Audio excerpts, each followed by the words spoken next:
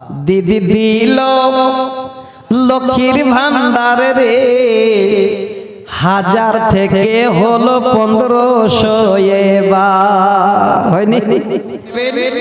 আমার মায়েদের কপাল গো, কি কপাল জানেন না, শুনেননি? আল্লাহু আকবার।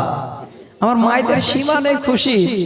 তো মায়েদের বলবো, মা চাদর নিয়ে গেল, আপনারা তাড়াতাড়ি করে, বেশি না হলে 1 মাসের করে টাকা দেবেন, 1 মাস।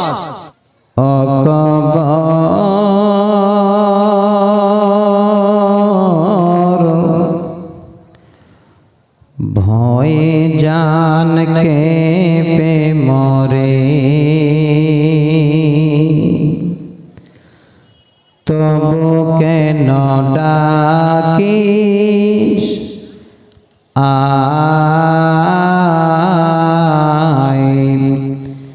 আয় মরে কেলার ঘরে, যে তোর বাঁধনে বাধা পড়ে গেল, সে তো আর আসবে না ফিরে। ও কবর ভয় জানকে পে মরে, তবু কেন ডাকিস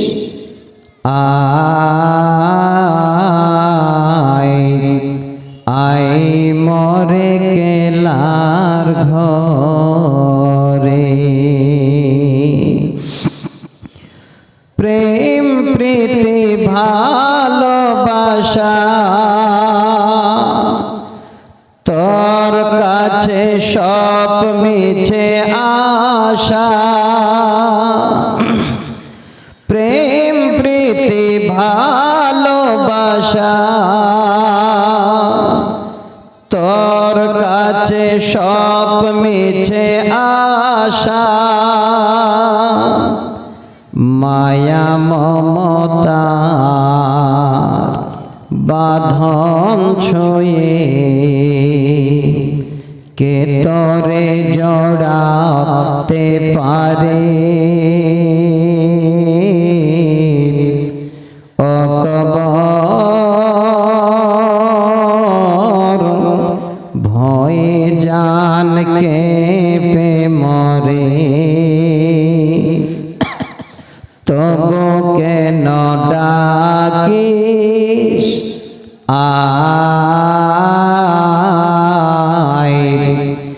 আয় মরে কেলার ঘরে। একে মন ঘরের ঠাটবা, নাই কোন জানালা কপাট, একে মন ঘরের ঠাটবা, নাই কোন জানালা কপাট, না আছে আলো না ঢোকে বাতাস, এ প্রাণে সহে কি করে। ও কবর ভয়ে জানকে পে মরে, তবু কেন ডাকিস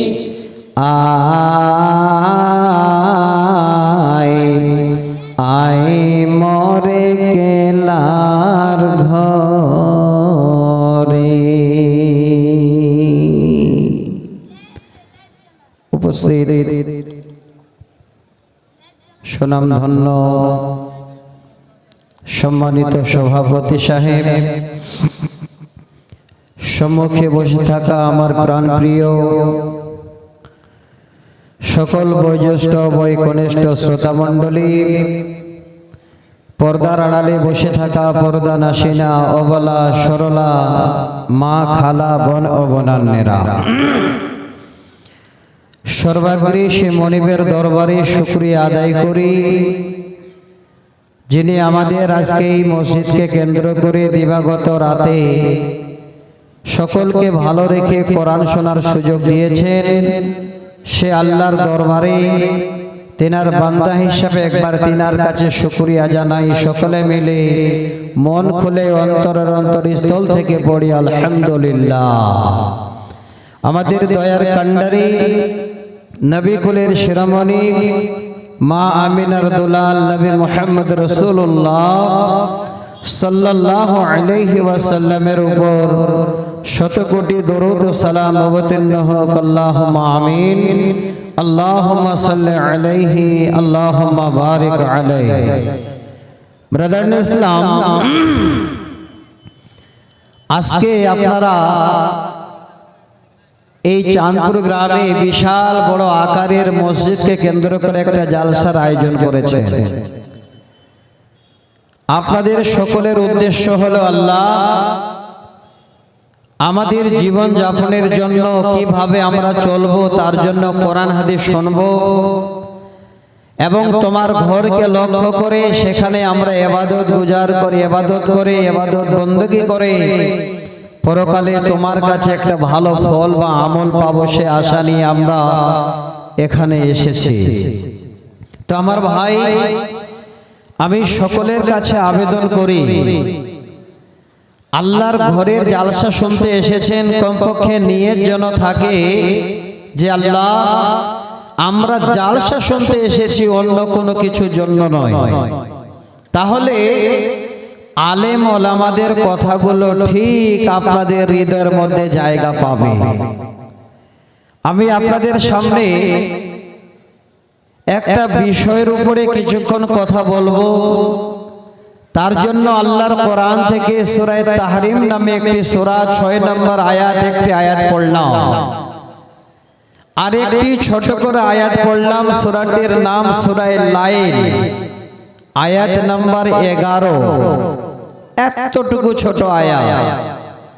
সহিহ মুসলিম শরীফের একটি হাদিস আমি আপনাদের সামনে পরিবেশন করলাম, যে হাদিস আজকে আমরা অনেক আলেম ওলামাদের মুখে শুনে থাকি।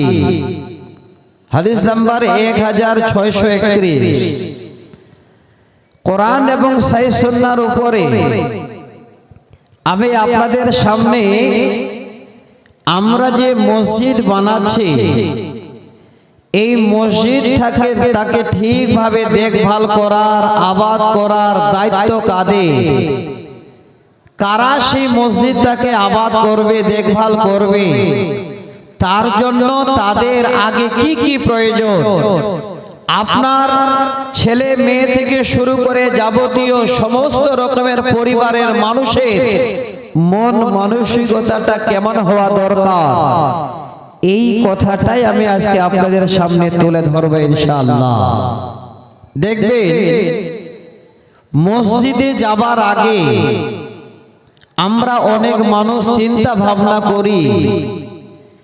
অনেক ভাই বাপ আমার আছেন যে মসজিদের নাম শুনে আমরা দান করি, চাঁদা দিই, টাকা পয়সা ব্যয় করি, কিন্তু যার জন্য মসজিদ তৈরি করা হয়েছে সেই মসজিদের উদ্দেশ্য কিন্তু আমরা পূরণ করি না। এই কথাটাই আমি আপনাদের জানাতে চাচ্ছি। এমন একটা জেনারেশন আপনারা তৈরি করেন, এমন কিছু এই রকমের আপনারা সন্তান সন্ততি বানান, তৈরি করেন, যেন এই মসজিদ আগামী দিনে তারা সুন্দরভাবে আবাদ করতে পারে, মসজিদকে চিনতে পারে। তার জন্য সর্বপ্রথমে আমাদের এই দায়িত্ব এই পালন করার সব থেকে অপরিহার্য হলো বাবা এবং মায়েদের। কথাটা নেবেন ভালো করে। আমি আমার বক্তব্যের প্রারম্ভে একটা কথা বলছি। অনেকদিন আগে হরিশ্চন্দ্রপুর এরিয়ায় আমার এক ওস্তাদ আছেন আফসার মিল্লি সাহেব, ওনার কাছে আমি আবু দাউদ পড়েছি। যদিও কয়েকদিন পড়েছি, কথাটা একটু শোনাচ্ছে আপনাদের। ওনার গ্রামে গত বছরের আগের বছর জালসায় গেছি, এতটুকুন একটা বাচ্চা, সে এবার ফজরের আজান হলো, তার দাদুটাকে ডেকে তুলে এবার মসজিদে নিয়ে গেলেন। আমরা সবাই মসজিদে নামাজ পড়ব। এবার বাচ্চাটা দেখছি সুন্দর করে আগের কাতারে। তার দাদু বলছেন, মাওলানা এই বাচ্চাটা শুধু আগের কাতার নয়, মাঝে মধ্যে আমরা মুসাল্লি হই আর সে ইমাম হয়, ছোট বাচ্চা। এবার যদি আমি খোঁজ নিলাম, ওই বাচ্চার বাবা একজন, মানে আপনাদের কোয়াক ডাক্তার বলেন, সে একটা ডাক্তার, ছোট থেকে দুটো বাচ্চাকে একজন ভালো আলেমকে দিয়ে কোরআন শিক্ষা করিয়েছে। আর এক ওয়াক্ত নামাজ সে বাচ্চাটার জন্য না ছুটে, টাইম হলে হয় তার মা, না হলে দাদু, না হলে তার দাদি ডেকে তুলে ওযু করিয়ে সুন্দর করে মসজিদে পাঠায়, একদম কাছেই মসজিদ। আমি আমার চোখের দেখা কথা বলছি। এই যে পাশে অর্জুনা গ্রাম, এবার মনে পড়লো অর্জুনা কাছে না আপনাদের এখান থেকে? কাছে। আমার ওস্তাদ আফসার মিল্লি সাহেব ওখানে আছেন, খুব ভালো মানুষ। তাহলে এই বাচ্চাটাকে আজকে আমি মডেল হিসাবে আপনাদের সামনে তুলে দিয়ে কথা বলতে চাচ্ছি। কেন? আমি যে আয়াত পড়েছি, সেই আয়াতের ব্যাখ্যা করার আগে আমি 2 মিনিট একটা ভূমিকা বলছি, শুনবেন ভালো করে। যত বাবার ঘরে সন্তান আছে, ছেলে হোক আর মেয়ে হোক, সমস্ত ছেলে মেয়েদের দায়িত্ব বা জিম্মা হলো মা এবং বাবা। ছেলেরা হলো রায়া আর মা বাবারা তাদের হলো জিম্মাদার। খালি সন্তান জন্ম দিয়ে ছেড়ে দিলেন, আপনি দুটা সন্তানকে ফেরি করতে লাগিয়ে দিলেন, দুইজনকে রাজমিস্ত্রির কাজে লাগিয়ে দিলেন, এটা শুধু সন্তান জন্ম দেওয়ায় বাবা আপনার কর্তব্য নয়। আপনার দায়িত্ব হলো সন্তান জন্ম দেওয়ার পরে সেই সন্তানেরা হলো আপনার জন্য আমানত, আর এই আমানতের দেখভাল করার দায়িত্ব হলো আপনার। সন্তানেরা হলো রায়া আর আপনারা হলেন জিম্মাদার। তাহলে যারা বাবা, যারা মা, আজকে নিজের বাচ্চাদের ঠিক মতো যদি আমরা জিম্মা নিয়ে তাদের ঠিক জায়গাটাকে আমরা পৌঁছাতে পারি, তাহলে বাবা আপনিও কামিয়াব, আপনার পরিবার কামিয়াব, আপনার সন্তান কামিয়াব। কিন্তু এবার বলবেন, মাওলানা আমাদের সন্তানকে তো আমরা ফেলে দিই না, সন্তানকে তো যথেষ্ট আদর করি। যদি 2, 4, 5, 10টা সন্তান হয়, তাদের খাবার জোগায়, তাদের জামা কাপড় দিই, তার মানে এটা আপনার পরিপূর্ণ কর্তব্য পালন হলো না যে আপনি সন্তানের সবকিছু দেখলেন। কথাটা ভালো করে নেবেন। 1 নম্বর যেটা বাবার দায়িত্ব, মায়ের দায়িত্ব, যখন বাচ্চাটা আপনার ঘরে আস্তে আস্তে দুটো খেয়ে আপনার দেওয়া পোশাক পরে আপনার ঘরে থেকে মানুষ হচ্ছে, বড় হচ্ছে, কথা বলতে শিখছে, সমস্ত মা বাবাদের জন্য দায়িত্ব হলো আগে সেই বাচ্চাটার যখনই কথা ফুটবে সেই সময় আগে আল্লাহ পাক রব্বুল আলামিনকে চেনা, আল্লাহর কথা বলা, এবং নবী মুহাম্মদ রাসূলুল্লাহ সাল্লাল্লাহু আলাইহি ওয়াসাল্লাম আমাদের নবী, সেই নবীর কথা বাচ্চাদের কানে তুলে দেওয়া যে আল্লাহ এক, আল্লাহ দ্বিতীয়, আল্লাহ ছাড়া আমাদের কোনো উপাস্য নেই, তিনি আল্লাহ, আসমান জমিনের মালিক। আমাদের কাছে একজন নবী এসেছেন, তিনি নবী মুহাম্মদ রাসূলুল্লাহ সাল্লাল্লাহু আলাইহি ওয়াসাল্লাম। এই সমস্ত শিক্ষা দেওয়া বাবা এবং মায়েদের হলো দায়িত্ব, কর্তব্য। আমার বাবা, আমার ভাই যারা বসে আছেন, আমি এবার আপনাদের সামনে কোরআনের আয়াতটা পড়ছি। তবে কথাটা আর একবার, আপনি এবার আপনার সন্তানকে আল্লাহকে চেনাচ্ছেন, আপনি আপনার সন্তানকে নবী মুহাম্মদ সাল্লাল্লাহু আলাইহি ওয়াসাল্লাম শেষ নবী চেনাচ্ছেন। আল্লাহ যে এক ও দ্বিতীয় সেটা আপনি বাচ্চাকে বলছেন, নবী মুহাম্মদ সাল্লাল্লাহু আলাইহি ওয়াসাল্লামের আখলাক চরিত্র সম্বন্ধে বাচ্চাকে শিক্ষা দিচ্ছেন, আর সেইগুলো যদি আপনার কাছে না থাকে তাহলে বাবা আপনি চরম যেন অন্যায় করছেন যে আগে নিজেই তৈরি হন, তারপরে সেই বাচ্চাদেরকে সেই কথাগুলো বলে। এটা আমার কথা নয়, আমি আল্লাহর কোরআন শোনাচ্ছি সূরা তাহরীম 6 নম্বর আয়াত। আল্লাহ পাক আমাদের মতো বিশ্বাসীদের ডেকে এই বার্তাটা দিলেন। কি বলছেন? রব্বুল আলামিন বলেন, বিসমিল্লাহির রহমানির রহিম। ইয়া আইয়ুহাল্লাযীনা আমানু কু আনফুসাকুম ওয়া আহলিকুম নার। আল্লাহ বলেন, হে আমার বিশ্বাসী বান্দারা, যারা আমাকে আল্লাহ বলে বিশ্বাস করেছ, আল্লাহ বলেন বিশ্বাসীরে, কু আনফুসাকুম, আগে তোমরা নিজেরাই নিজে বাঁচো, ওয়া আহলিকুম নারা, তারপরে তুমি তোমার আহাল পরিবারকে, তোমার সন্তান সন্ততিদেরকে জাহান্নামের আগুন থেকে বাঁচাও। এই কথা দুটো ভুলে যাবেন না। বাবা, সন্তানকে আল্লাহ চিনার আগে আপনি আল্লাহকে চেনেন। সন্তানকে ভালো কথা বলার আগে আপনি ভালো কথা শোনেন। এই বাক্যটা স্বয়ং আল্লাহ পাক তিনার কোরআনে জানিয়ে দিলেন, হে ঈমানদারেরা, আগে তোমরা নিজেই বাঁচো, তারপরে তোমার আহাল পরিবারকে, ছেলে মেয়েদেরকে, পরিবার পরিজনকে জাহান্নামের আগুন থেকে বাঁচাও। এই আয়াত থেকে আজকে আপনার আমার পরিবার, আমি আপনি সবাই যেন একটা সুসংবাদ পেলাম যে আল্লাহ পাক আমাদের বাঁচতে বললেন, ছেলে মেয়েদেরকে, আহাল পরিবারকে বাঁচাতে বললেন জাহান্নামের আগুন থেকে। এবার আসেন তারপরের শব্দ দুটো। আল্লাহ যে আমাদের বাঁচতে বললেন, আমাদের ছেলে মেয়েদের বাঁচাতে বললেন, কারণটা জানেন? দেখেন পরের শব্দ। আল্লাহ বলেন, বান্দা, ওয়াকুদুহান নাস ওয়াল হিজারাত। আল্লাহ বলেন, বান্দারে, এই জন্য তোমাকে আর তোমার আহাল পরিবারকে জাহান্নাম থেকে বাঁচতে আর বাঁচাতে বললাম।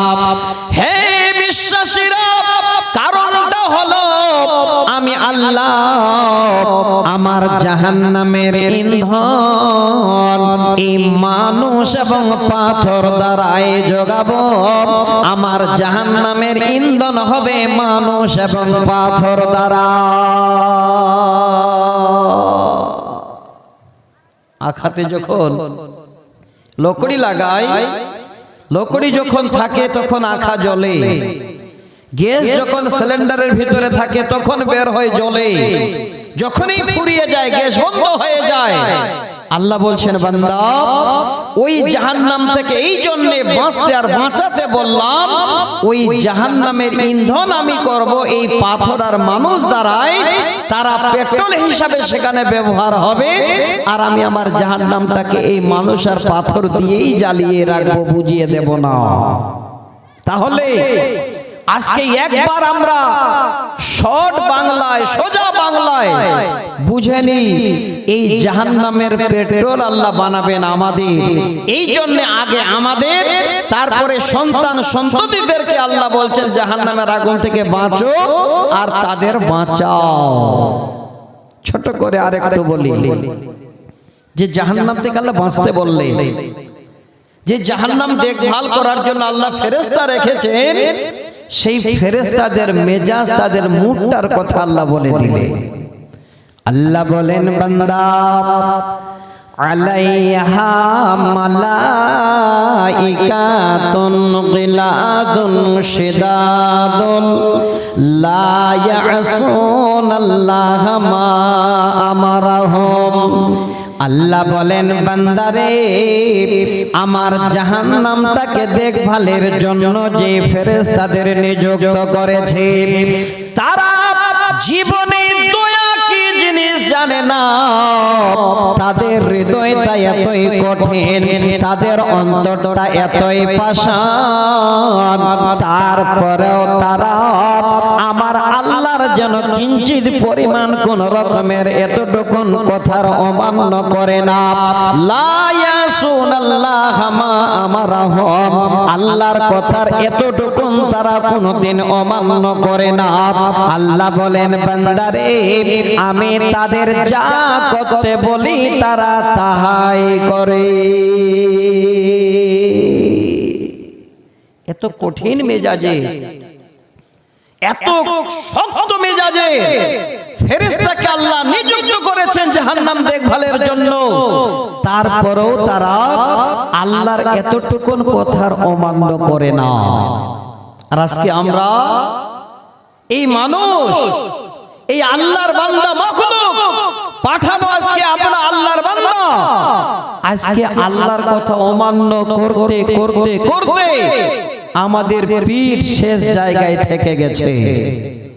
যেখানেই যান, যেই রাস্তায় হাঁটেন, সঠিক যেন রাস্তা থাকা সত্ত্বেও আজকে আমরা আলাদা জায়গায় রোড ঘোরাচ্ছি, কারণ আজকে এই দায়িত্ব আমরা কেউ পালন করতে পারছি না। শোনার পরেও আমাদের মনের ভিতরে যেন চিন্তা ভাবনা আসছে না। এই জন্য আমি আজকে আপনাদের সামনে তুলে দিচ্ছি, বাবা হে ভাই যারা এখানে আছেন, আজকে ছেলে মেয়েদের মানুষ করার আগে নিজেরাই আগে নিজের মনুষ্যত্বটাকে একবার পরীক্ষা করে নি। আসেন একটা বুখারী মুসলিমের হাদিস তুলে দিচ্ছি। হযরত ইবনে উমর হাদিসের রাবী, হাদিস নাম্বার 893। যারা এখানে বসে আছেন আল্লাহওয়ালা, আমার দিনী বন্ধু, দিনী বাপ, আমি আপনাদের শোনাচ্ছি। এই হাদিসের প্রথম শব্দটা সকলের জন্য, পৃথিবীর যত মানুষ আছে সকলের জন্য। আল্লাহ রাসূল কি বললেন?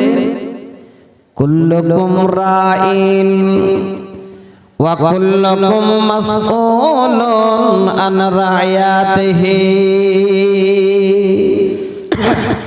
ওরে পৃথিবীর মানুষ, তোমরা সকলে দায়িত্ববান, আর এই দায়িত্ব সম্বন্ধে তোমাদের কিয়ামতের দিনে জিজ্ঞাসা করা হবে। হে ভাই আমার, আজকের দিনে এই শব্দটাকে নিয়ে একটু গবেষণা করুন, চিন্তা ভাবনা করুন। আল্লাহর জমিনে আপনি আছেন, আপনি ভাবছেন আমি মডেলের ছেলে, আপনি ভাবছেন আমি এমএলএর ছেলে, আপনি ভাবছেন আমি অমুক টাকাওয়ালার ছেলে, আমি আমার মতো করে দুনিয়ায় চলবো। নবী বলেন, উম্মত তুই যেভাবে চল না কেন, জেনে রাখ সেদিন কিয়ামতের দিনে তোমাকে তোমার এই চলার গতির যেন আল্লাহ সেদিন হিসাব নেবে। আম ভাবে বললেন। এবার পরের শব্দে আল্লাহ রাসূল খাস করে বলছেন, অমুককে অমুককে অমুককে কিয়ামতের দিনে তার এই সম্বন্ধে জিজ্ঞাসা করা হবে, তার জবাব চাওয়া হবে। কাদেরকে? শুনেন, সহিহ বুখারীর হাদিস। এক নম্বরে ফাল ইমাম রাইন ওয়া হুয়া মাসউলুন আন রাইয়াতিহি। যারা হলেন ইমাম, আমরা সাধারণ মানুষ জানি ইমাম মানে হলো মাওলানারা, ইমাম মানে হলো ঈদগাহের ইমাম, ইমাম মানে হলো আমাদের আমাদের জুম্মা মসজিদের ইমাম। এই ইমাম শব্দের অর্থ আলেম ওলামাকে নবী বলেননি। এই ইমাম শব্দের মানে হলো যারা এই চাঁদপুর গ্রামের মডল। ইমাম শব্দের অর্থ হলো যারা এই গ্রামের দামি দামি লোক, যাদের হাতে বিচার ব্যবস্থা আছে। ইমাম মানে হলো যারা গ্রামের দায়িত্ববান। আল্লাহর নবী বলেন, ওরে ইমাম, সেদিন কিয়ামতের দিনে তোমাকে জিজ্ঞাসা করা হবে, হে চাঁদপুর গ্রামের মডল, হে দায়িত্ববান, হে নেতা, তুমি তোমাদের গ্রামটাকে কিভাবে দেখভাল করেছিলে? তোমার জমা মসজিদে কে আসছিল, কে আসেনি? কার কার বাড়ি তুমি গেছো, কার বাড়িতে যাওনি? কিভাবে তুমি বিচার ব্যবস্থা করেছো? আমি আল্লাহ ইমাম যেন তোমার কাছে আজকে তার সব কিছু জানতে চাই। কিয়ামতের দিনে এই মোড়ল মাতব্বরদের আল্লাহ সেদিন জিজ্ঞাসা করবে। এটা দায়িত্ব গ্রামের মোড়লের। কি করে একটা গ্রাম সচ্ছল ভাবে চলবে, একটা গ্রাম কি সুন্দর করে পরিবেশ করবে। শুধু খালি গ্রামের মোড়ল হয়ে মানুষের কাছে বিচার যাবে আর বিচার করবেন তা নয়। আপনি যদি মোড়লই করেন হযরত ওমরের মতো, তাহলে জেনে রাখেন আপনি হবেন আল্লাহর কাছে একজন প্রকৃত এই রকমের যেন পছন্দনীয় বান্দা। যেদিন কিয়ামতের দিনে জিজ্ঞাসা করবে, সেদিন তার জবাব আপনার মুখ থেকে বের হবে। আজকে নেই। আমরা ছোট ছিলাম, আমার ওস্তাদ এখানে বেঁচে আছেন। আমরা যদি মসজিদে আজান শুনে না আসতাম, তখন মানুষের বাড়ি বাড়ি যেত আর গিয়ে ডেকে ডেকে নিয়ে আসতো যে মসজিদে আজান হলো, তোমরা বাড়িতে বসে আছো কেন? ঠিক অনুরূপ যখন আমাদের এরিয়াতে প্রতি বৈশাখ মাসের প্রথম বুধবারে একটা চড়কের মেলা লাগে, আমি ছোট যখন পড়তাম, আমাদের গ্রামের যিনি ইমাম তিনি এবার রাস্তায় ভাবে দাঁড়িয়ে থাকতেন, কে যাচ্ছে সেই চড়ক বাজারে রাস্তা ঘেরাও করতে। আজকে নেই, এই দায়িত্ব উঠে গেছে। এই দায়িত্ব সম্বন্ধে আমাদের মোড়লেরা কিছুই যেন ভাবে না। আমি আজকে অনুরোধ করছি, শুনবেন ভালো করে। আপনি যদি মোড়ল হয়ে দায়িত্ববান হয়ে গ্রামের নেতা হয়ে আপনার গ্রামটাকে ঠিক মতো দেখভাল না করেন, ওয়া হুয়া মাসউলুন আন রাইয়াতিহি, সেদিন কিয়ামতের দিনে আল্লাহ পাক জিজ্ঞাসা করবেন, হে নেতা, হে দায়িত্ববান, হে মোড়ল, তোমার গ্রাম কিভাবে চালিয়েছো তার হিসাব আমাকে দাও। উপায় নেই, কেউ বাদ যাবে না। প্রথমে আম ভাবে বললাম, এবার খাস ভাবে আল্লাহ রাসূল বলছেন, তারপরে মডেলের পরে কাদেরকে আল্লাহর কাছে সেদিন জবাব দিতে হবে। আমি এটাই আজকে শোনাতে যাচ্ছি। 2 নম্বরে খাস করে বলছেন, আপনার আমাদের মতো এই সমস্ত দায়িত্ববানদের। তারা কারা? নবী বলেন, ওয়াররাজুলু রাইন ফি আহলিহি ওয়া হুয়া মাসউলুন আন রাইয়াতিহি।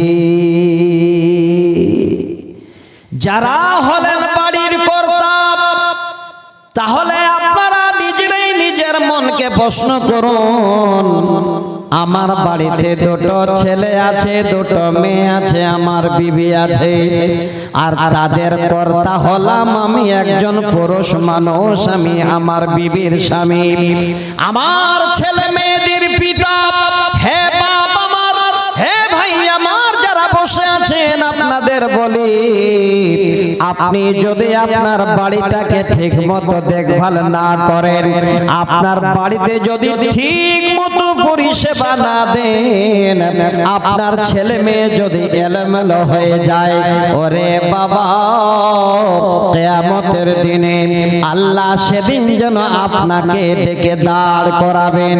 আল্লাহ বলবেন, হে বান্দা, আমি তোমাকে ছেলে দিয়েছিলাম, মেয়ে দিয়েছিলাম, বলো তুমি তোমার ছেলে মেয়ে বিবি বাচ্চাদের নিয়ে তোমার বাড়িটাকে কিভাবে পরিচালনা করেছিলে? আমি আল্লাহ তোমার বাড়ির তোমার ছেলে মেয়ের হিসাব আমি তোমার কাছে চাই। একটা বাবা যদি স্বচ্ছ হয়ে যায়, একজন বাবা যদি হাদিসটাকে একবার নিজের মুখে রাখে যে আল্লাহ আমার দুই ছেলে দুই মেয়ে আমার পরিবার বাড়িতে, এদের জন্য তোমার কাছে আমাকে সেদিন কিয়ামতের দিনে জবাব দিতে হবে, সেই বাবা ছোট থেকেই ছেলে মেয়েদের ঠিক জায়গায় ঠিক পজিশনে ইনশাআল্লাহ পৌঁছাই দিতে পারবে। কিন্তু আমাদের ভিতরে এই রকমের চর্চা আর নেই। চর্চা থাকবে কি করে? পৃথিবীর সবথেকে যেটা বড় বিশ্ববিদ্যালয় আমার নজরে আমি বলছি সেটা হলো মক্তব মাদ্রাসা। এখন মক্তব মাদ্রাসা গ্রামে গ্রামে উঠে গেছে। মক্তবে আর ছাত্র যায় না, ছেলে মেয়ে মক্তবে পাঠাতে পারে না, কারণ এখন সবাই যেন মানে আপার লেভেলের উন্নত মানের স্কুল আর কলেজ, কত রকমের মিশন, কত রকমের স্কুল, সেই স্কুলে পাঠাচ্ছেন। আপনার ছেলে মেয়েকে আপনি টাকা আবার মাসে মাসে বহে দিয়ে আসছেন। আচ্ছা বলুন ঠিক না ভুল বললাম? আজকে একটা ইমামকে একটু ভালো বেতন দিয়ে আপনার জীবনের জন্য যেটা কাজ হবে সেই শিক্ষাটা কি মক্তবে আগে আপনার বাচ্চাটাকে দেওয়া যেত না? ইমামদের বেতন দেওয়ার সময় আমাদের খুব কষ্ট হয়। মক্তবে পড়া তার মানে তার মূল্য নেই।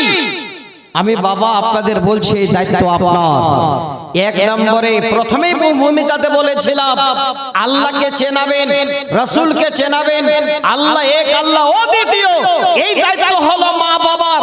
একটু যখন আস্তে আস্তে কথা বলতে শিখলো সেই বাচ্চাটাকে মক্তবে পাঠাবেন, মাদ্রাসায় পাঠাবেন। কমপক্ষে জীবনের সবথেকে মূল্যবান শিক্ষা যেটা, সেটা কোরআনের শিক্ষা। সেই শিক্ষাটা আগে বাচ্চাকে দিন। দেখবেন বাবা আপনি ঠিকমতো যদি চর্চা করেন, আপনার একটাও বাচ্চা যেন আল্লাহকে ছাড়া আল্লাহর অবাধ্য চলবে না। এই দায়িত্বটা আগে বাবাদের নেওয়া দরকার। নেই আমাদের ভিতরে। কি আছে? চারটা ছেলে কষ্ট মষ্ট করে বড় হলো, দিল্লিতে পাঠিয়ে দেন, মাসে 1 লক্ষ টাকা আসবে। যখন টাকাওয়ালা হয়ে গেল, বিশাল বাড়ি হলো, গাড়ি হলো, তখন দেখবেন গ্রামের নেতৃত্ব দেবে তারা। একটু মিলিয়ে নেবেন, এটা আমাদের কথা নয়।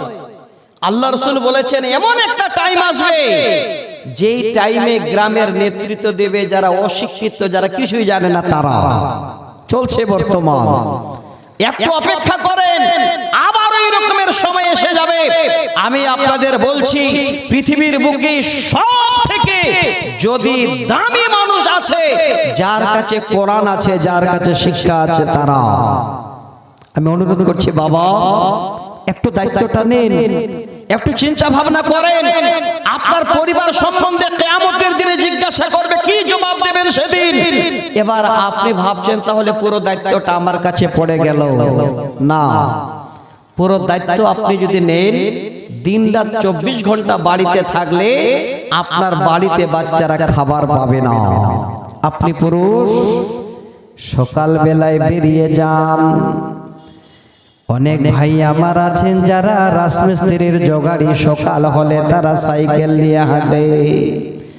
অনেক ভাই আছেন যারা বিজনেস করেন। আপনার দোকানে গিয়ে আপনি যেন পৌঁছে যান। আমি বলতে চাই মারে বন্ডে আমার, এক হাতে যেমন তালি বাজে না, বাচ্চাকে মানুষ করতে গেলে দুইটাই মানুষের প্রয়োজন ঠিকভাবে পড়ে।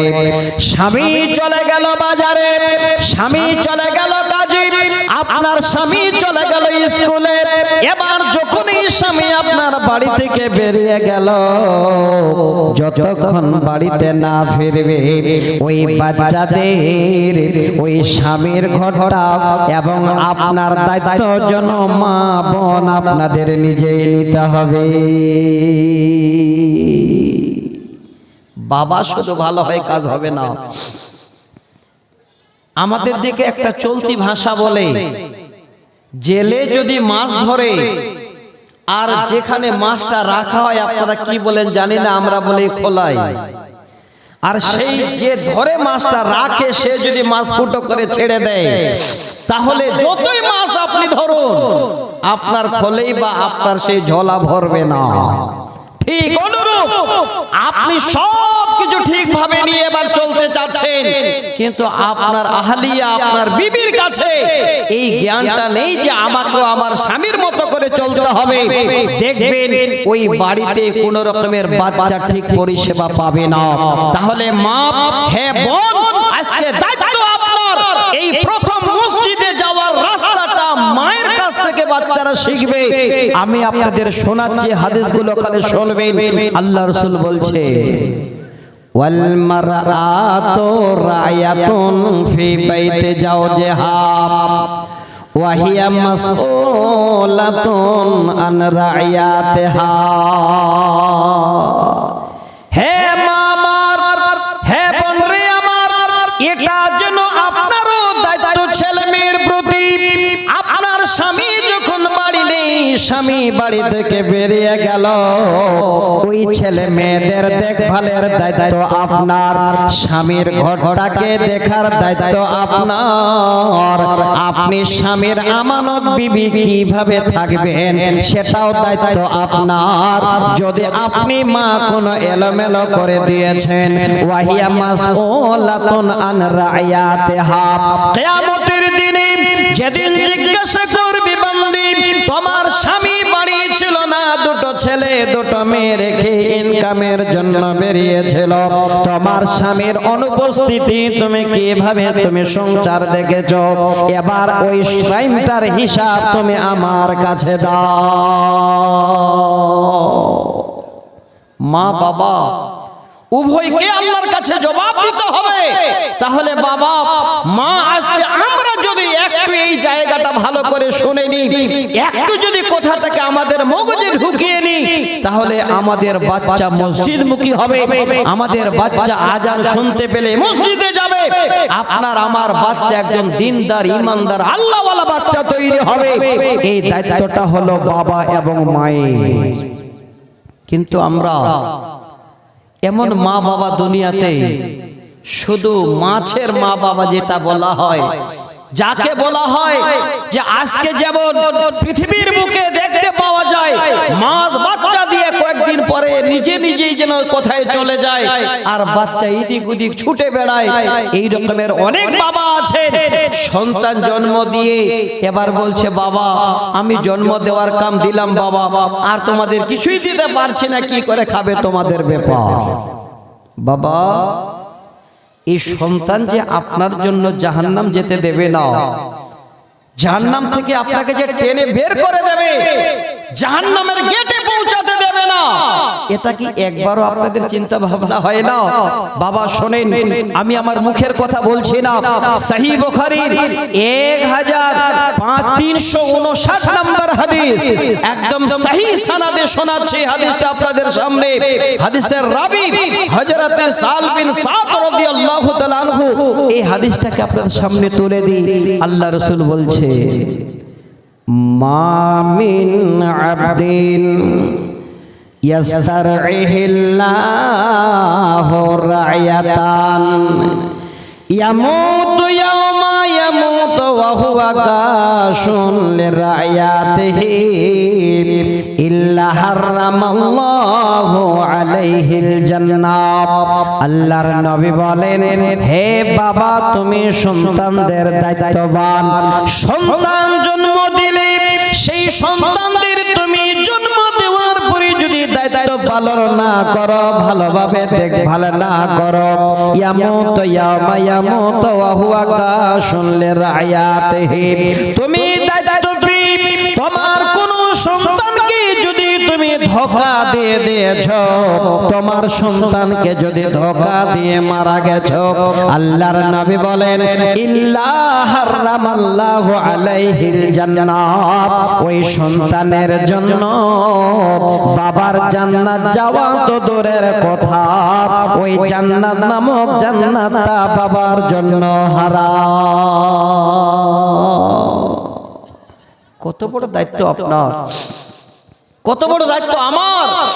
আজকে আমরা আমাদের সন্তানদেরকে এতটুকু চিন্তা ভাবনা যদি নিয়ে করি, আল্লাহর কসম বলছি, আল্লাহওয়ালা ছেলে মেয়ে ঘরে পাবেন, আপনার সন্তান আপনার বড় হয়ে আপনার চোখ ঠান্ডা করে দেবে, দেখবেন তো আপনার অন্তর জুড়িয়ে যাবে। আমি 4, 5, 7টা কবিতা শোনাবো আপনাদের আরবিতে, তারপরে তার তরজমাটা করে দেব। খালি আগে 2-4টা হাদিস আপনাদের সামনে তুলে দিই। বাবা আমার, মা আমার, আজকে এই সমস্ত দায়িত্ব আপনার কিয়ামতের দিনে আল্লাহ জিজ্ঞাসা করবে। আসেন আর একটা হাদিস শোনাই, যে হাদিসের ভিত্তিতে আজকে আমাদের সন্তানেরা আমাদের মতো নেকেড বাবার মতো সন্তান তৈরি হয়ে যাচ্ছে। একটা কথা আছে না, যে যে ধায় সে পায়। আপনি যদি বেনামাজি হন, আপনি যদি মসজিদ মুখে না হন, আপনি যদি মসজিদ না চেনেন, দেখবেন আপনার সন্তানের জন্য আপনার পিছা করবে, আপনার মতো মসজিদ থেকে দূরে সরে যাবে। আপনি যদি এই রকমের কোন একটা কাজে আগান, আপনি যদি সুদখোর হন, পিছে পিছে দেখবে আপনার সন্তান সে রাস্তা নেবে লাভের অংশে। হাদিসটা মিলাও। আজকে যদি আপনারা এই হাদিসটা জানার জন্য সায়েন্সকে জিজ্ঞাসা করেন, তাহলে সায়েন্স আপনাদের আজকে প্রমাণ দেবে যে সত্যিই এত বড় একজন বৈজ্ঞানিক এসেছিলেন পৃথিবীর বুকে, যিনি প্রায় 1450 বা 1500 বছর আগে আমাদের সেই সমস্ত রকমের বিজ্ঞান তথ্য দিয়ে মদিনার বুকে তিনি শুয়ে আছে। মিলান হাদিসটা বলছি, একটা বাচ্চা যখন মার পেটে জন্ম নেয়, এবার কিভাবে জন্ম নিল আল্লাহর কোরআনে তার তথ্য অনেক লম্বা, আমি বলছি না, টাইমটা খুব শর্ট। এবার বাচ্চা মার পেটে সুন্দর একটা মানে মোটামুটি ধরেন 6-7-8 মাসের হয়ে গেছে, আকার আকৃতি সব হয়ে গেছে। দেখবেন ওই বাচ্চাটা মার পেটে যেমন আমরা নামাজ পড়ি, সালাত আদায় করি, এইভাবে করে বুকে হাত বেঁধে থাকে। আচ্ছা বলুন, এই বিজ্ঞান কে তাদের আবিষ্কার করলো?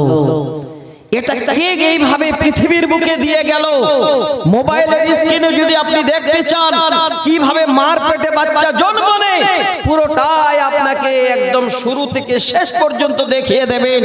দেখবেন যেদিন বাচ্চাটা দুনিয়াতে আসছে, এইভাবে হাত বাঁধা, এবার আল্লাহর হুকমে দেখবেন এই মাথা থেকে শুরু করে এবার দুনিয়ার মুখ সে দেখছে। এইভাবে আল্লাহ রাসূল যেন বলে গেলে, নবীজি বলেন, মা মিন মাউলুদিন ইল্লা ইউলাদু আলাল ফিতরাত। হে পৃথিবীর মানুষ, কোন বাচ্চা এই রকমের মার পেট থেকে জন্ম নেয় না। যদি জন্ম নেয় সেই বাচ্চারা সালেমুল ফিতরাত, ইসলামের হালাতে তারা জন্মগ্রহণ করে। বাবারে আমার, এই কথাটা একবার ভালো করে নিজের মনে গেঁথে নিন।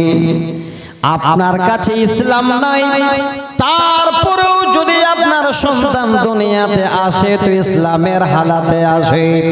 আপনার কাছে ইসলাম যেন কিছুই জ্ঞান নাই, তারপরেও যেন আপনার সন্তান ইসলামের ফিতরাতে জন্ম নেয়। নবীজি বলেন, আবাওয়াহু, তার মা বাবা যদি হাবিদানিহি, এবার ইহুদি কালচারের হয়ে যায়, সে বাচ্চাটা ইসলামের ফিতরাতে জন্ম নেওয়ার পরে আস্তে আস্তে যেন মা বাবাকে ফলো করে, সেই বাচ্চাটাও যেন ইহুদি হয়ে যায়। ওয়ায়ুনাসরানিহি, মা বাবা যদি নাসরানি কালচারের হয়, বাচ্চাটা মা বাবাকে ফলো করে করে দেখবেন নাসরানি হয়ে যায়। আর মিলিনিন ওয়ায়ুমাজ্জিসানিহি, মা বাবা যদি অগ্নি পূজক হয়, এবার ছোট থেকে বাচ্চাটা মা বাবাকে ফলো করে সে অগ্নি পূজক হয়ে যায়। তাহলে এই জায়গাটাতে আগে যারা মা বাবা আপনারা ফলো করুন। আল্লাহর নবী বলেন মা বাবা যদি ইহুদি হয় বাচ্চারাও ইহুদি হয়ে যাবে, মা বাবা যদি নাসরানি হয় তাহলে বাচ্চারাও নাসরানি হয়ে যাবে, মা বাবা যদি অগ্নি পূজক হয়ে বাচ্চারা অগ্নি পূজক হয়ে যাবে। হে তিনি বাপ, এই হাদিসটা শোনার জন্য নয় আমলের জন্য। আপনি বাবা যদি আব্দুল্লাহ নাম বেনামাজি হয়ে যান আপনার সন্তান যেন বেনামাজি হয়ে যাবে। আপনি যদি খারাপ চরিত্রের হয়ে যান আপনার ছেলে পিছে পিছে খারাপ চরিত্রের হয়ে যাবে। ওরে মা, আপনারা যদি বেপরদা হয়ে যান, বেহায়া বেলাজুক হয়ে যান, আপনার মেয়েরা আপনাকে ফলো করে করে আপনার মতো তারা বেলাজুক বেহায়া হয়ে যাবে। আমার দিনী বন্ধু, হে বাপ, আমি প্রথম একটা হাদিস পড়েছিলাম, সেই হাদিসটা খালে আপনাদের আমি একটু শোনাচ্ছি যে আজকে আপনারা যে যে উদ্দেশ্যে এখানে আছেন আমি এই হাদিসটাকে শুধু শুনিয়ে যাচ্ছি। দায়িত্ব আপনার, এই দায়িত্ব পূরণ করতে হবে আপনাকে। যদি এতটুকুন পূরণ করেন আজকে এখানে যা বসে আছেন যেদিন চলে যাবেন কবরে কেউ সাথ দেবে না। প্রথম কবিতাটা পড়েছিলাম, আপনার হাড় মাংসগুলো কয়েক দিনের মধ্যে পোকাতে মাটিতে খেয়ে নেবে, কেউ আপনাকে আর খবর নেবে না, নাম বলবে না, চিনবে না। তবে যদি একটা সন্তান আপনারা ভালোভাবে এই রকমের নিয়ত করে রেখে যেতে পারেন, ভালো মানুষ তৈরি করে যেতে পারেন, তাহলে আপনাদের জিন্দেগি কামিয়াব। হাদিসটা আমি পড়েছিলাম, শোনেন। তিনটা শব্দ খুব দামি বলছি, একবার মিলিয়ে নেবেন। আল্লাহ রাসূল বলছে ইজা মাতাল ইনসানু ইনকাতানহু আমালুহু, মানুষ যখন মারা যায় তার দুনিয়ার সঙ্গে আর কোনো সম্পর্ক থাকে না, দুনিয়ার সঙ্গে সম্পর্ক ছিন্ন হয়ে যায়। হে বাবা আমার, আপনারা শুনছেন নিশ্চয়ই বুঝতে পারছেন আপনার বাপ দাদু 14 গোষ্ঠী কতজন মাহাত্ম ছিল, রাজা ছিল, টাকা পয়সাওয়ালা ছিল, তারা দুনিয়া ছেড়ে দিয়েছে, চোখ বন্ধ হয়ে গেছে, সব রেখে কবরে চলে গেছে। আমাদেরকেও যেতে হবে, দুনিয়ার সঙ্গে কোনো সম্পর্ক থাকবে না। আল্লাহ রাসূল বলছেন উম্মত তোমাদের জীবনে তিনটে এমন আমল আছে রে, সে আমল জীবনে করলে মরার পরে কবরে যেন তোমাদের সে আর দুনিয়ার এই জারিয়া বন্ধ হবে না। তিনটে আমল অনেকেই শুনেছি, শোনার পরেও জনমনের ভিতরে চিন্তাধারা হয় না। এক নাম্বার হলো নবী বলেন ইল্লা মিন সালাসিন সাদকাতিন জারিয়া, যারা সাদকায়ে জারিয়া করে, আল্লাহ রাস্তায় যারা হাত বাড়িয়ে দেয়, আল্লাহ রাস্তায় যারা দান খয়রাত করে, তারা যদি মারা যায়, মরে যাবার পরে হাড় মাংস সব পোকা মাটিতে খেয়ে নেবে, তাদের আত্মার জন্য এই সাদকা কোনদিন যেন কিয়ামত হওয়ার আগে পর্যন্ত বন্ধ হবে না। সমস্ত আলেম ওলামাদের মুখে শুনি, আমি এই শব্দটার উপরে আপনাদের একটা ইতিহাস শোনাচ্ছি, শুনবেন। যদি কোনোদিন আগে শুনেছেন তো ভালো লাগবে, যদি না শুনেন আজকে যেন আপনার দিলের ভিতরে একটা এই রকমের চমক উঠে যাবে। আজকে আমরা এত শোনার পরেও আমাদের মনের ভিতরে চিন্তাধারা আসে না যে আল্লাহ কিছু আমাদের দিতে হবে, তাহলে পরকালে আমরা তার বিনিময়ে পাবো। আমরা ভাবছি আমরা তো শুনেই আসছি, তাহলে এর থেকে বেশি আর কি আছে। আমি তিনজন সাহাবীর নাম শোনাচ্ছি, শুনবেন। একজন সাহাবীর নাম হলো হযরতে সাদ বিন রবি রাদিয়াল্লাহু তাআলা আনহু। দ্বিতীয় জনের নাম হলো হযরতে আরাবা আউসি রাদিয়াল্লাহু তাআলা আনহু। আর একজন সাহাবী যিনি হলেন আল্লাহ রাসূলের ভাতিজা হযরত আব্দুল্লাহ বিন জুবাইর রাদিয়াল্লাহু তাআলা আনহু। শুনেন, আমি ছোট করে এই শব্দটাকে বুঝাবার জন্য বলছি। আজকে চাঁদপুর গ্রামের মানুষ এত উন্নত মানের এত শিক্ষা প্রতিষ্ঠান আছে, আপনাদের একটা স্কুল আছে, সেই স্কুলটার চারিদিকে নাম আছে। আপনাদের দোতলা মসজিদ তেতলা হচ্ছে, এটাও যেন আপনাদের ভাগ্য। আমি শোনাই, আজকে আপনারা কত বড় সম্মানী হতে পারেন। আমি তিনজন সাহাবীর নাম বললাম, আল্লাহ রাসূলের ভাতিজা, আর একজন হলেন হযরতে সাদ বিন কায়েস রাদিয়াল্লাহু তাআলা আনহু, আর একজন হলেন হযরতে আরাবা আউসি রাদিয়াল্লাহু তাআলা আনহু। যে ইতিহাসটা জীবনে কোনোদিন পড়িনি, সেদিন মোতালা করতে গিয়ে যখন চোখে পড়লো, আমি নিজেই অবাক হয়ে গেলাম যে আল্লাহ, তাদের জীবন কেমন জীবন ছিল, এই হাদিসের অংশটুকু তারা কিভাবে আমল করেছিলেন। তিনজন লোক কাবা ঘরের সামনে তারা দাঁড়িয়ে তর্ক বিতর্ক লেগেছে। কিসে? একজন বলছেন আল্লাহর নবীর ভাতিজা সব থেকে বেশি দামি, আর একজন বলছেন না না, হযরতে কায়েস বিন সাদ সব থেকে বড় দানি, আর একজন বলছেন না না রে, সব থেকে বড় দানি হলো দাতা হলো হযরতে আরাবা আউসি রাদিয়াল্লাহু তাআলা আনহু। মানুষ মরে যায়, আমল বন্ধ হয়ে যায়, কিন্তু মরে যাবার পরে তিনটি আমল বন্ধ হয়ে না, একটা সাদকায়ে জারিয়া। তাই শোনাচ্ছে, তিনজনে এই রকমের কথোপকথন শুরু করেছে। কাবা ঘরের সামনে অনেকগুলো লোক জমায়েত হয়ে গেল। এবার তাদের তিনজনের কথা শুনে বলছেন, দাঁড়াও, আমরা তোমাদের কথাতে কোনোদিন মতামত দেব না, তোমরা যাও, আজকে প্র্যাকটিক্যাল ফিল্ডে কে বড় দানি আমরা তার পরিচয় চাই। যে যার ভক্ত তার কাছে গিয়ে তোমরা আজকে তাদের পরিচয় নিয়ে এসো। এবার এক নম্বরে হযরতে আব্দুল্লাহ বিন জুবাইরের কাছে যাচ্ছেন একজন তিনার ভক্ত।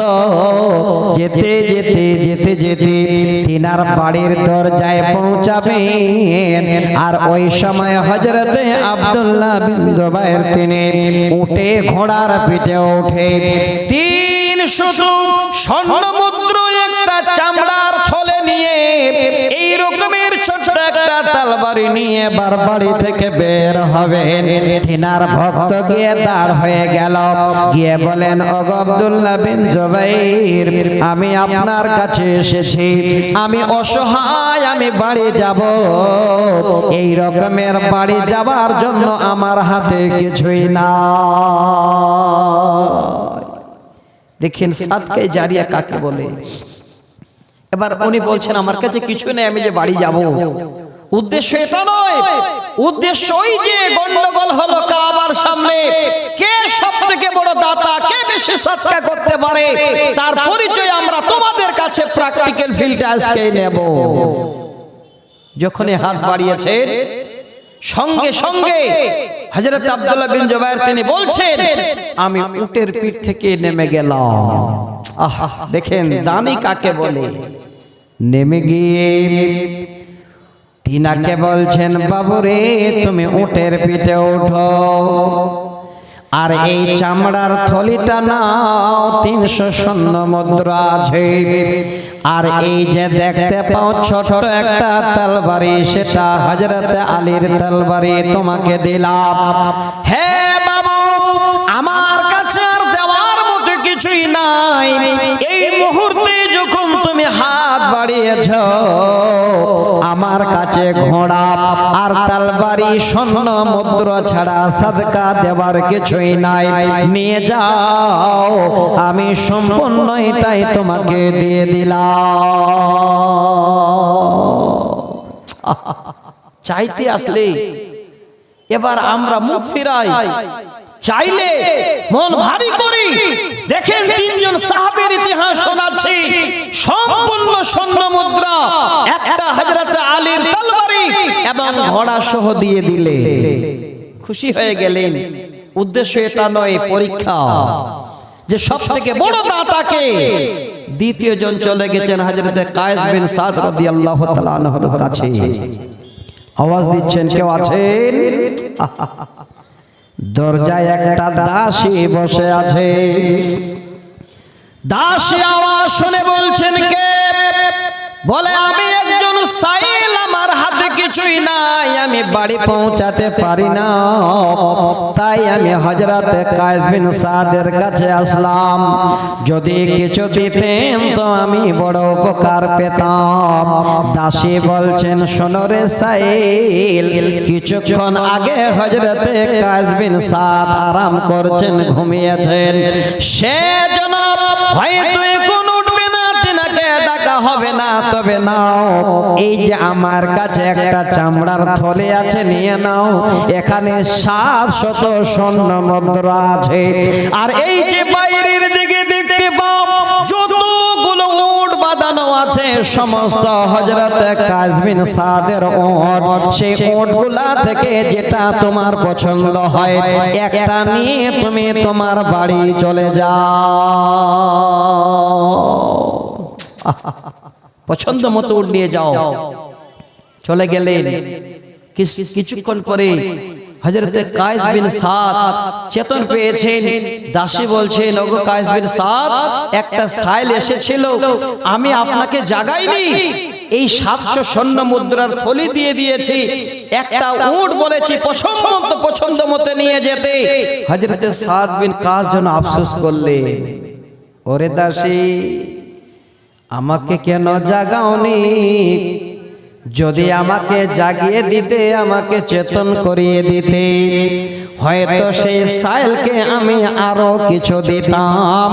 জানি না এই 700 স্বর্ণ মুদ্রা আর একটা উটে তার জীবনের মনের আশা পূরণ হবে কিনা।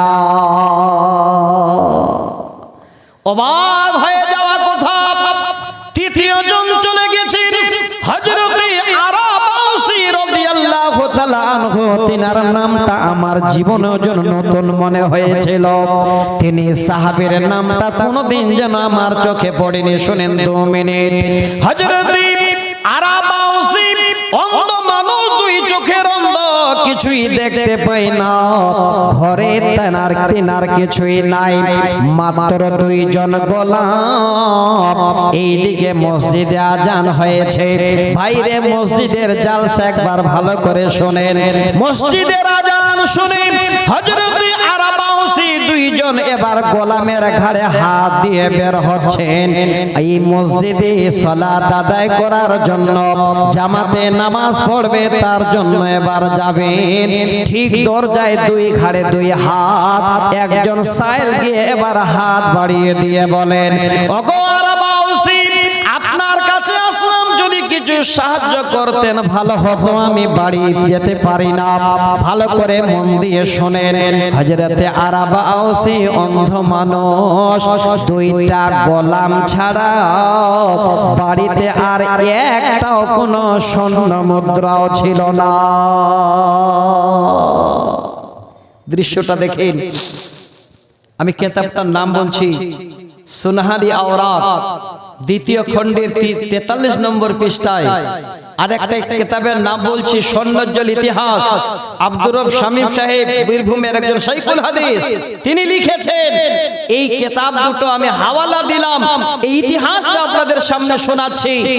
আরাবাউসি 2 গোলামের ঘাড়ে হাত দিয়ে মসজিদে যাচ্ছে, অন্ধ, কিছুই দেখতে পায় না। যখনই সাইল এসে হাত বাড়িয়েছে, বাড়িতে দেওয়ার কিছুই নাই, ঘাড় থেকে হাত দুটো নামিয়ে নিয়েছে। নামিয়ে নিয়ে কি বলছে জানেন? ওরে বাবু সাইল, আমার ঘরে দেবার মতো কিছুই নাই, এই গোলাম দুটো আমার সম্পদ, তাদের ঘাড়ে হাত দিয়ে আমি মসজিদে যাই, আবার মসজিদ থেকে আসি। বাবুরে, তুমি যখন হাত বাড়িয়েছো, এই গোলাম দুটোকে তোমাকে দিয়ে দিলাম, নিয়ে নাও। হযরতে আরাবা আওসি বলছেন, আমি গোলাম দিয়ে দেব, আর যেন সাইল গোলাম নেবে না। বলেন বাবারে, আপনি যদি গোলাম দিয়ে দেন তো মসজিদে কেমন করে যাবে? বলে যদি না নাও, আমি আল্লাহর রাস্তায় আজাদ করে দেব। শোনেন ভালো করে, আমাকে মসজিদে যাওয়ার জন্য চিন্তা করতে হবে না। আমি দেওয়াল ধরে ধরে ধরে ধরে মসজিদে যাব, আবার দেওয়াল ধরে ধরে মসজিদ থেকে বাড়ি আসবো। এবার তিনজন এসে দাঁড়িয়ে গেলেন কাবা ঘরের সামনে, বলছেন বলো সব থেকে কে বেশি দাতা, কে বেশি মানুষ সাদকা দান করতে পারে? এক এক করে বললেন। হযরতে আরাবা আওসি এক নম্বরে যেন খাতায় নাম উঠে গেল। এত বড় দাতা যে একটাই যেন সাদকায়ে জারিয়া দুটো গোলামে হাত দিয়ে মসজিদে যেত ঘাড়ে, সেই গোলাম দুটো সাইল হাত বাড়িয়েছে, দিয়ে দিয়েছে। আমার বাপ, আমার ভাই, আজকে এই রকমের একটা নজির আমি দেখতে চাচ্ছি যে মানুষ মরে যাবে, দুনিয়ার সব আমল বন্ধ হয়ে যাবে, শুধুমাত্র তিনটা আমল জারি থাকবে। এক নম্বরে সাদকায়ে জারিয়া, যেমন আরাবা আওসি রাদিয়াল্লাহু তাআলা আনহু তিনি দুটো গোলামকে ছেড়ে দিলেন, আল্লাহর রাস্তায় দিয়ে দিলেন, সাইলের হাতে তুলে দিলেন। এবার অন্ধ সাহাবী চিন্তা করলেন না কি করে আমি আল্লাহর ঘরে যাব। এই রকমের বেশি নয় 10 জন আমার ভাইজানকে দেখতে চাই, ঈমানি জজবা নিয়ে এই রকমের মসজিদের মুসাল্লি, এই রকমের মসজিদের দরদি। আমার হাতে বেশি নয় 10টা করে 1000 টাকা নিয়ে একটু দাঁড় হবেন। বেশি চাইনি আপনাদের কাছে, অনেক দেনেওয়ালা লোক আছে।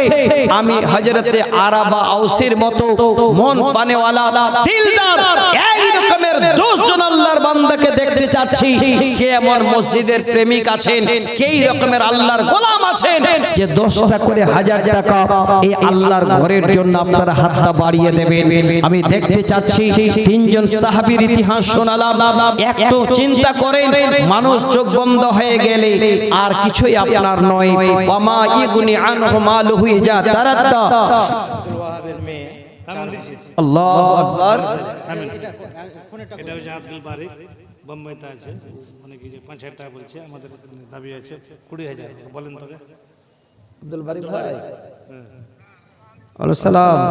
আমরা গ্রামের মানুষ, আমি তো একজন আলেম মানুষ, মুসাফির। বলছি 20000 টাকা আমরা দাবি করছি ভাই মসজিদের জন্য।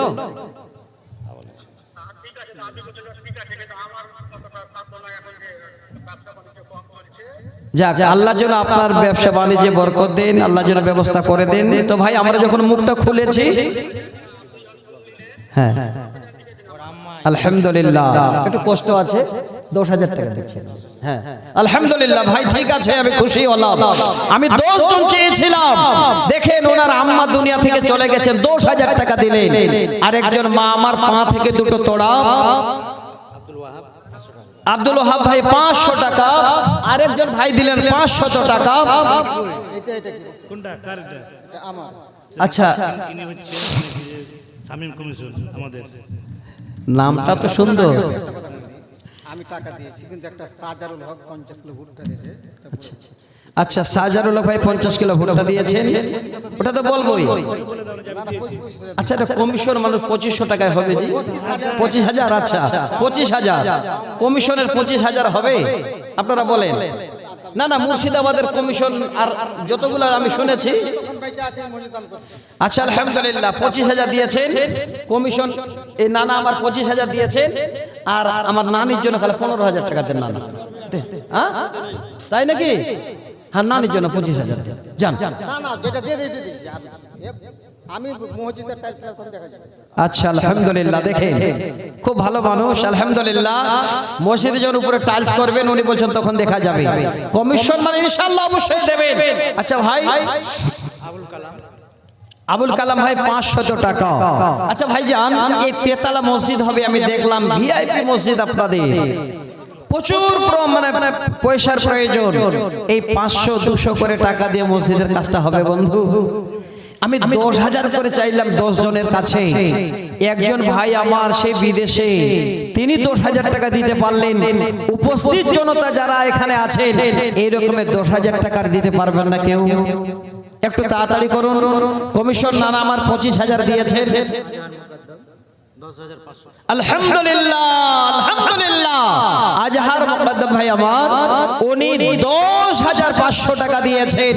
ইনশাআল্লাহ হযরতে আরাবা আউসী রাদিয়াল্লাহু তাআলা আনহুর মতো এই রকমের আপনাদের চাঁদপুর চণ্ডীপুর গ্রামও বেরিয়ে যাবে।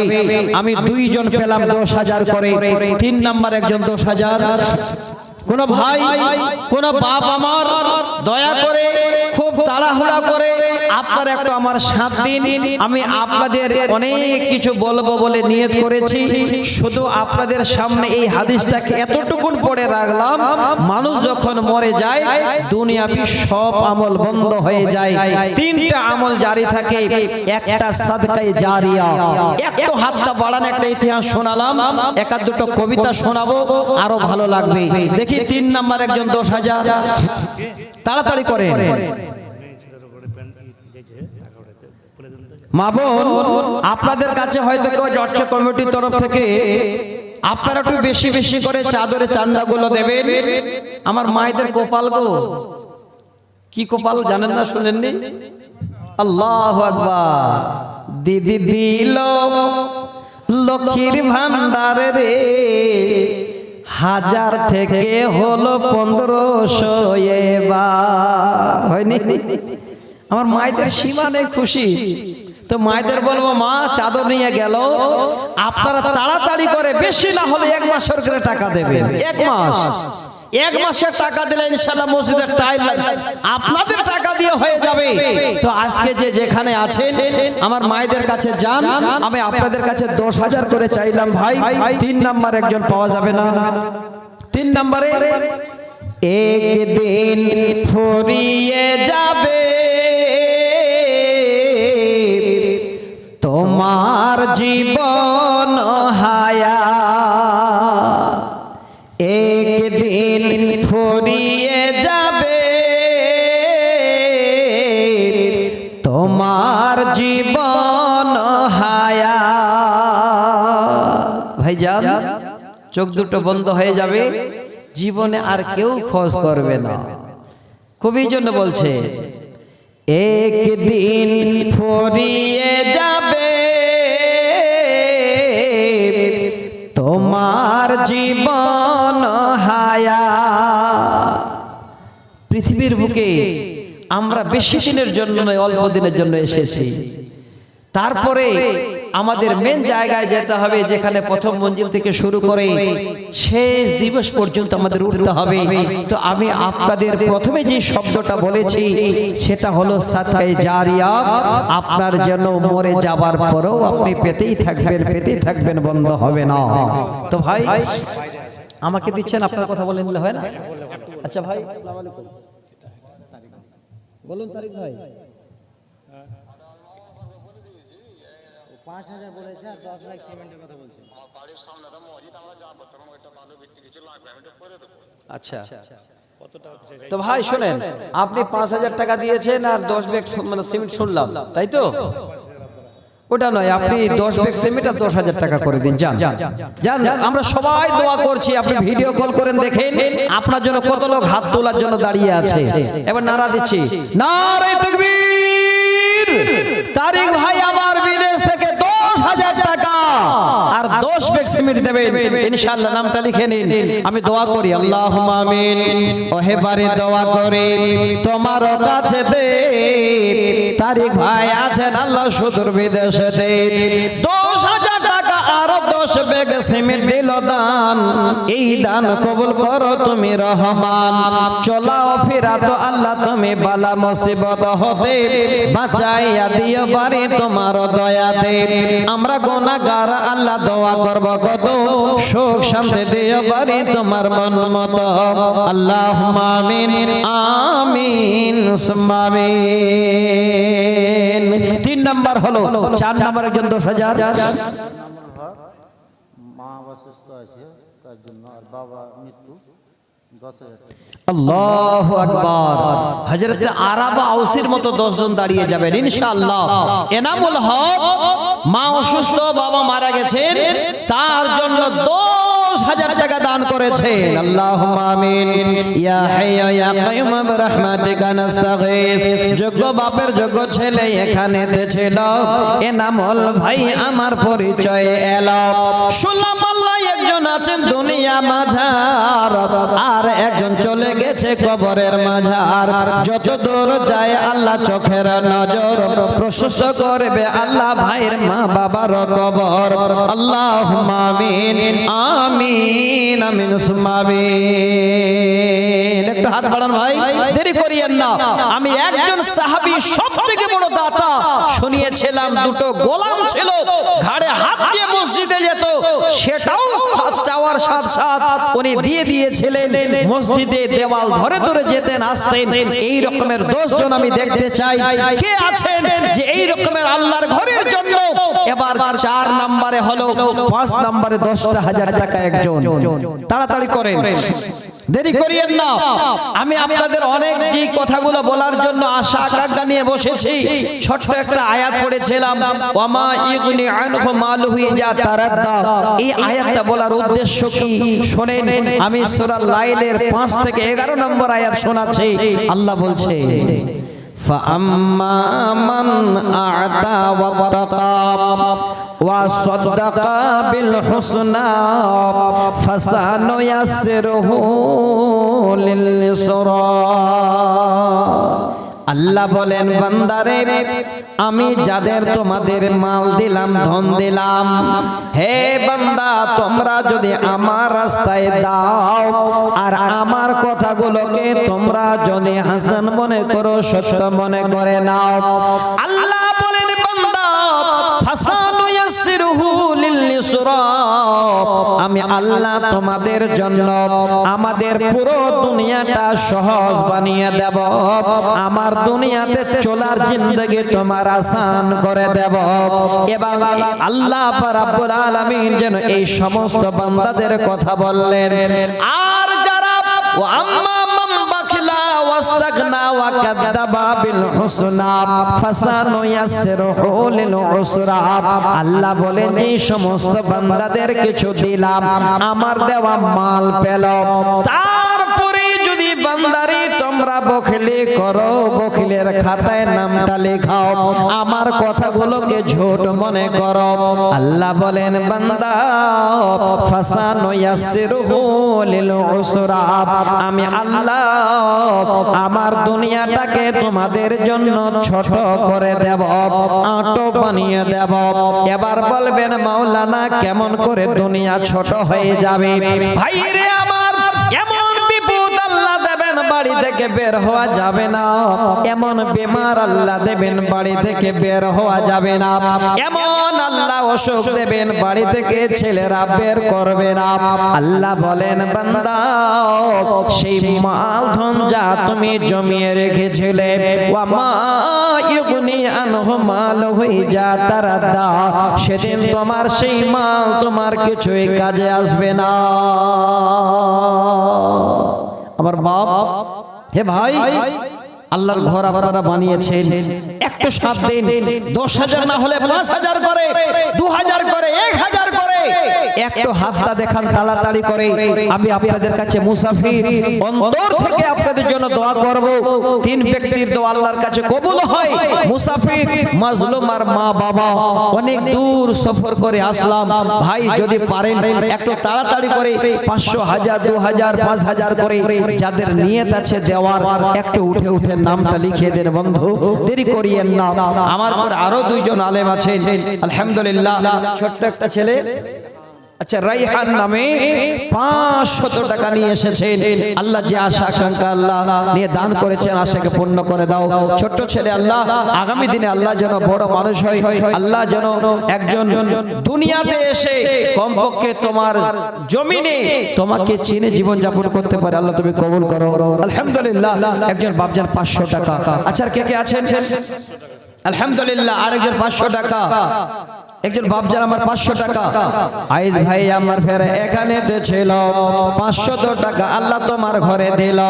হাইরে বাপজান আমার ছিল সামনেতে 500 তো দিল আল্লাহ তোমার ঘরেতে। সব থেকে উত্তম জায়গা তোমার মসজিদে, এই 500 তো কবুল করে নিও বারে তোমার হাতেতে। আমরা গুনাহগার আল্লাহ দোয়া করব কত, আল্লাহ নেকে দিও তুমি তোমার ইচ্ছা মতো। আল্লাহুম্মা আমিন আমিন আমিন সুম্মা আমিন। ভাইজান আমি 500 1000 2000 1000 করে চাইছি, যারা দিতে পারবেন একটু হাতটা বাড়ান। কমপক্ষে চিন্তা ভাবনা করেন যে আমরা যদি মরে যাই আমাদের মাল ধনকে নিয়ে তারা ওয়ারিসেরা ছিনিমিনি খেলবে, আমরা খালি হাতে চলে যাব। যেটা আমরা নিজ হাতে করে যাব সেটাই আমাদের মাল। আল্লাহ রাসূল সাহাবীদের নিয়ে একদিন সুন্দর করে মসজিদের ভিতরে আলোচনা করছেন, আর বাইরের দিকে কিছু সাহাবী আছেন, বলেন হে আল্লাহ নবীর সাহাবীরা তোমরা বাইরে কেন যেতে পারছো না? এই মসজিদের ভিতরে আল্লাহ রাসূলের ওয়ারিস আমরা সেখানে বন্টন হচ্ছে। অবাক হয়ে গেলেন, গিয়ে দেখছেন মাওলানা সাইদুর রহমান সাহেব 2000 টাকা দিয়ে 500 টাকা নগদ। আল্লাহু আকবার। মাওলানা সাইদুর রহমান সাহেব উনি 2000 টাকা দান করেছে। আল্লাহুম্মা আমিন। রব্বানা আতিনা ফিদ দুনিয়া হাসানাতাও ওয়া ফিল আখিরাতি হাসানাতাও ওয়া কিনা আযাবান্নার। সাইদুর মাওলানা ভাই আমার এখানে ছিল, বড় দাদা আল্লাহ ফের পরিচয় এলো। তোমার নামেতে আল্লাহ 2000 দান, উদ্দেশ্য পূরণ করো তুমি মেহেরবান। আশা ও আকাঙ্ক্ষা আল্লাহ পূরণ করিবে, সুখের জিন্দেগি আল্লাহ দুনিয়াতে দিবে। আল্লাহুম্মা আমিন আমিন আমিন সুম্মা আমিন। আসেন। আল্লাহু আকবার। কি নাম ভাই? তানজারুল ভাই আমার নিজের দাদি মারা গেছেন গো। সত্যিতে দাদি যে কত নাতি পোতাদের আদর করে। তানজারুল ভাই আমার এখানে আসিয়া দাদির কথা স্মরণে 2000 দিল মসজিদ লাগিয়া। শুনলাম আল্লাহ দাদি গেছেন অন্ধকার কবরে, তাই নাতি পোতা দান দিল দাদির নামে। যত দূর যায় আল্লাহ চোখের নজর প্রশস্ত করবে আল্লাহ দাদির কবর। আল্লাহ আমিন আমিন আমিন সুম্মা আমিন। আলহামদুলিল্লাহ। দেখেন আপনাদের দেশে সবথেকে বড় দান আমার মায়েদের। যেমন সুন্দর নাম শরীফুল নেসাবন, একবার সিমেন্ট একটা সুজুনি যে দান, যে আশা বিজি নিয়তে করিয়াছে দান, উদ্দেশ্য পূরণ করো তুমি মেহেরবান। তোমার বান্দি আল্লাহ এখানে ছিল, কত কষ্ট করে আল্লাহ সুজুনি বানালো। তোমার ঘরেতে আল্লাহ করে গেল দান, সুখ শান্তি দিয়ে বাড়ি তুমি রহমান। আল্লাহুম্মা আমিন আমিন আমিন সুম্মা আমিন। কোন সাধনে পাইব তোমায় গো নবীজি, কোন সাধনে পাইব তোমায় নবী মাতৃগর্ভে আসিয়া পিতাহারা হইয়া এতিম হয়ে আসলেন ধরায় গো নবীজি, কোন সাধনে পাইব তোমায়। ভাইজান আর কেউ নেই নবীর দরদি, নবীর প্রেমিক, এরকমের 1000 2000 500 করে দেবেন। দেরি করিয়েন না, তাড়াতাড়ি। আমি প্রথমেই আপনাদের কাছে একটু হাত বাড়িয়েছি ভাই। আপনারা ভাবছেন মাওলানা পরে দেব, এটা কোনোদিন আশা করিয়েন না। এই টাইমটা আল্লাহ আপনাকে নাও দিতে পারেন। আমি অনুরোধ করছি এই কমপক্ষে কথাটাকে একটু মাথায় রাখেন। চোখ বন্ধ হলে আর কেউ কারণ নয়, আপনি একা। যেটা নিজ হাতে করবেন সেটাই আপনার, যেটা আপনি নিজে দিয়ে যাবেন সেটাই আপনি পাবেন। তাই আমি অনুরোধ জানাই। আলহামদুলিল্লাহ আল্লাহু আকবার। এক ভাইজান আমার বড় আশা আকাঙ্ক্ষা নিয়ে 500 টাকা, মা বাবা মারা গেছেন, হাইরে বড় ছেলে কত আব্বা বলে ডাকতো, সেই ছেলেটাও বেঁচে নেই। আল্লাহ আজকে তোমার কাছে পৌঁছে গেছে। আল্লাহ তুমি তাদের কবর করে মনুরে মনোয়ার করো। আল্লাহ কিয়ামতের দিনে বাবার সঙ্গে মা বা মায়ের এবং আল্লাহ ছেলের সঙ্গে মায়ের, আল্লাহ বাবার সঙ্গে ছেলের, আল্লাহ বাবার সঙ্গে ছেলের পরিচয় দিয়ে তোমার জান্নাতুল ফেরদাউসে জায়গা দিও। আল্লাহুম্মা আমিন, আল্লাহুম্মা আমিন। আচ্ছা ভাইজান, আমি ছোট করে একটা হাদিস শোনাচ্ছি সহিহ বুখারীর। দেখেন ওই হাদিসটা আমি এখন আপনাদের কাছে শেষ করে নিই। অনেক ভাই বসে আছেন যে মাওলানা আপনি 10,000 চাইলেন, 5,000 চাইলেন, 2,000 চাইলেন, কিন্তু এত অর্থ আল্লাহ আমাকে হয়তো দেয়নি, আমি অল্প দিতে চাই। আজকে যে যেখানে আছেন সবথেকে নিম্ন মানের দানটা আল্লাহর কাছে এই নিম্ন হয়ে থাকে না, একটা পাহাড়ের সমতুল্য আল্লাহ বানিয়ে দেন। সহিহ বুখারীতে আল্লাহ রাসূল বলছেন মামিন, আল্লাহ রাসূল বলছেন মান তাসাদদাকা বিদিল তামরাতিন মিন কাসবিন তাইয়িবিন ওয়ালা ইকবালুল্লাহু ইল্লা তাইয়্যিবা। যদি কোনো আল্লাহর বান্দা বান্দে একটা খেজুরের বিচির সমান সাদকা করে, আর ওই সাদকার পয়সাটা যদি হালাল উপার্জনকৃত হয়, নবী বলেন সেই পয়সাটা আল্লাহ নিজের ডান হাতে কবুল করে। একজন বাবা মার দেখেন হাদিসটা বলতে শুরু করেছি, 200 টাকা নিয়ে এসেছেন। আরেক ভাই 500 টাকা, একটু আসেন ভাই তাড়াতাড়ি করেন। এই 500, 1000, 200, 100 কম নয়, এটা মনে করেন আল্লাহর কাছে অনেক বড় দান। একদম হাদিসের ব্যাখ্যা শোনাচ্ছি। নবী বলছেন কেউ যদি একটা খেজুর বিচির সমান সাদকা করে, আর সেটা যদি হালাল উপার্জনকৃত হয়, ফায়াকবিলুহা বিয়ামিনিহি, সেই দানটা আল্লাহ নিজের ডান হাতে কবুল করেন। এবার নিয়ে রেখে দেন না, সেই দানটাকে আল্লাহ আস্তে আস্তে করে বাড়ান।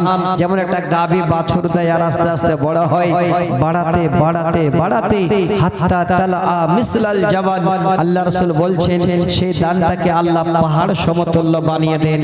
তো ভাই বাপ আমার 100 হোক, 200 হোক, 500 হোক, 1000 হোক, যার যেমন জুড়বে একটু আপনার হাতটা বাড়ান।